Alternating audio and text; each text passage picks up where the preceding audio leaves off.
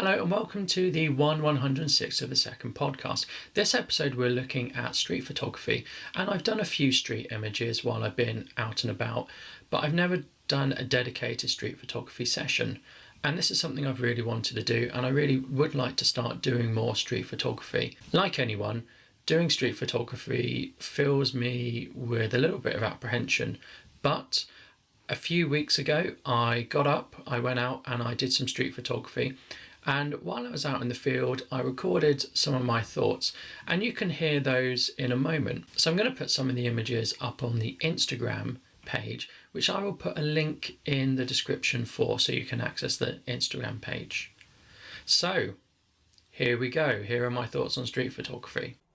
So I'm sat in my car in a car park, and the reason being is I've just come back from doing some street photography, some short street photography, and I'm just reporting in really about my experience, what I found and what I've learned. So I didn't want to do it in my backyard. I didn't want to be sort of recognised or people get familiar with me if I started to do this again and and question me or know me. So I went to a town near me that I don't like very much. I don't go here very often. I drive through this place, but I never come here. I think I've been here once in maybe the last 25 years. I don't have any reason to go and walk around this town or get anything from this town, and I don't like it anyway. Perfect place for me to try out doing some street photography. I park the car, I get out. First thing I do is I sort of walk around, get my bearings, see if there's anything good. It's summer in the UK at the moment of recording this podcast, but it chucked it down today. It was really, really raining, and in fact it was raining so much I had to put my wipers on full when I left and drove over here. And the rain's eased off, but it's been drizzling. Now I'd hoped with a nice sunny day people would be out, it would be busy, and that would be the ideal sort of situation for me. Busy people, too busy to notice me. It'd be easier for me to blend into the crowd if it's busy. But it wasn't so busy because it was raining, although raining did present some good opportunities. And in fact, make the most of your opportunities is something I say and something I've noticed from today. While it was raining and it wasn't the ideal conditions for what I wanted, people had umbrellas out, and that made an interesting shot in some cases. So I was using my Fuji X70, which I think is a 28mm lens. And my first mistake was not bringing a strap. In fact, that wasn't my first mistake. I did bring a strap, but I didn't bring the attachments to fit my strap to my camera. I didn't have a wrist strap or anything else. If I'd brought a different strap, my Black Rapid, I would have been okay, but I brought the wrong strap for the camera, or I didn't prepare and have the camera set up for a strap. So really quite annoying, which meant I had to carry it in a bag. I either had it in my hand, which I didn't really like doing, or I had it in my bag. Now, there's no happy medium. Having it in your bag, I missed some things that I thought would be quite good. Having it in my hand, I felt subconscious. Now, I need to jump in here and say that feeling subconscious isn't what I meant to say. I meant to say feeling self-conscious. I can't believe I said that, but yes, feeling self-conscious, not subconscious. Let's go back to my thoughts.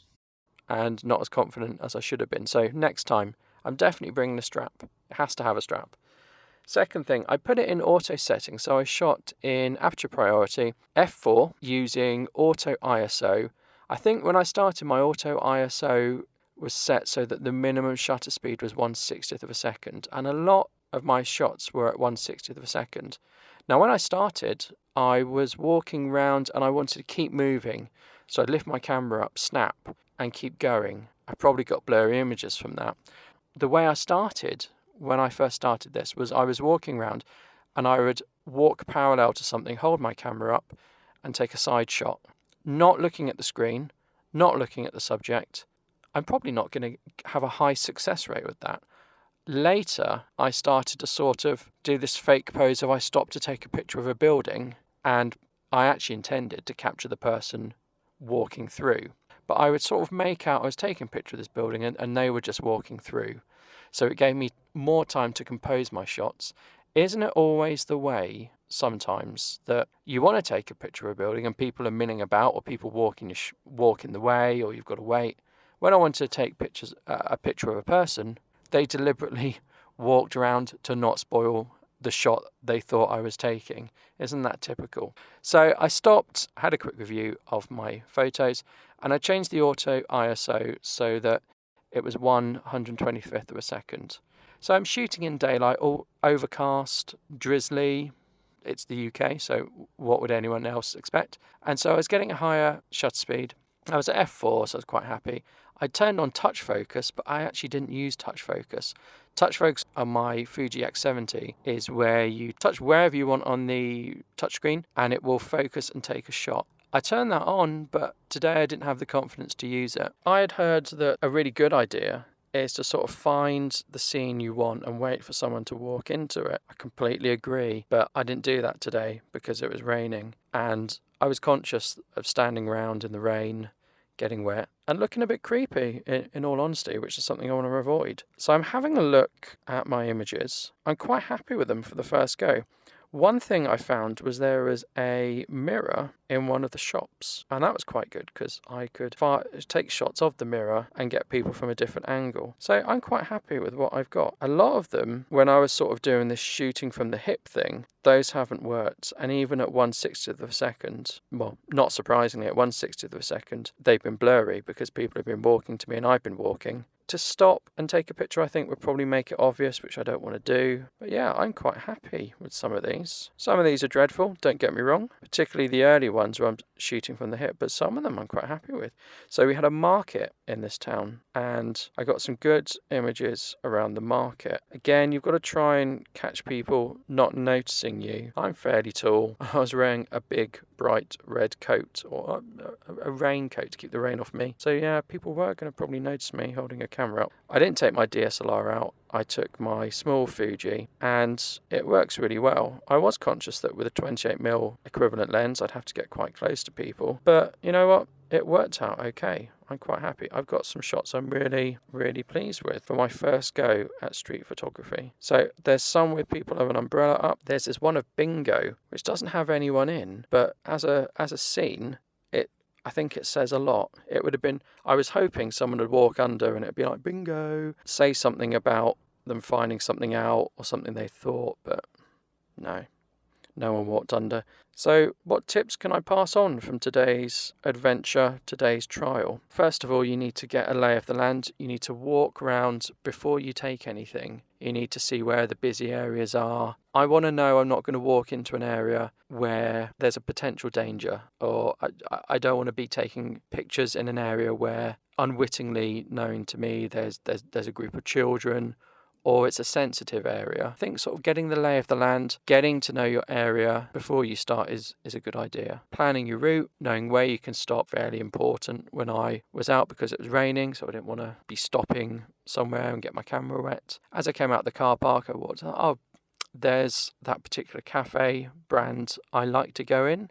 I can stop there on my way back, check my images, and I can use that as sort of my base if I need to. Doing that fake pose, if you're taking a picture of something, or you're making out you're taking a picture of something, is great. People don't bat an eyelid.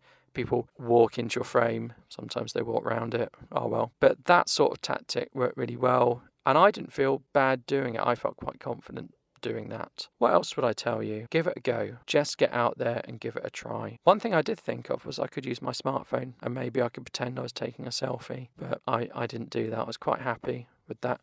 Set your camera before you start so that you don't have to worry about settings in the moment. Have a strap so that you can quickly just bring up your camera, snap it, and in fact, keep your camera on. Keep it on all the time so that there's no lags. You just bring it up, frame it, snap it, you're done. You let go of your camera, it drops down your side or it drops to your chest because it's on a strap, and you walk on. And I think to keep moving is quite good as well. I quite like the idea of keeping moving, and it worked particularly well in the rain today. First experiences of doing street photography, and I'm really glad I did because I've subsequently taken another street photography excursion, and it was so much easier because I'd done it.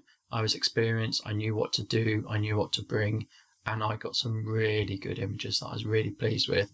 So do let me know what you think of the images, do let me know what you think of the show. Don't forget to look in the show description to find the link to the Instagram account, and just let me know what you think. Has it been helpful? Has it been